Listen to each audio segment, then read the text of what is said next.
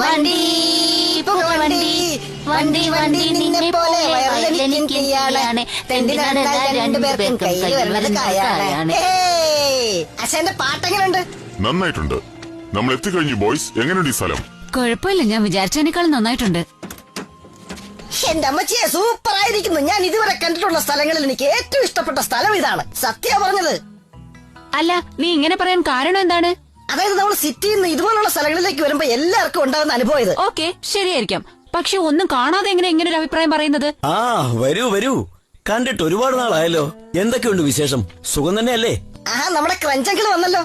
വാ, അങ്ങോട്ട് പോവാ, നമ്മളെയും കെട്ടിപ്പിടിക്കും. ഹലോ. കുഴപ്പമില്ലല്ലോ, എന്നെ കറക്റ്റ് ആയിട്ട് കണ്ടുപിടിച്ചു കളഞ്ഞല്ലോ. ശരി, ഈ സ്ഥലമൊക്കെ എങ്ങനെയുണ്ട്? വളരെ ഇഷ്ടപ്പെട്ടു അല്ലേ? പക്ഷെ പട്ടണത്തിലെ ജീവിതം മിസ്സായിന്ന് മാത്രം പറഞ്ഞേക്കരുത്. ഈ സ്ഥലത്ത് ഒരുപാട് അധ്വാനിക്കേണ്ടി വരുമല്ലേ? അതെ, അതുകൊണ്ടാണ് എനിക്ക് സഹായത്തിന് ആരെങ്കിലും വേണമെന്ന് പറയുന്നത്. ഈ അവധിക്കാലത്ത് നിങ്ങൾ എന്നെ സഹായിക്കുമല്ലോ അല്ലേ? No problem.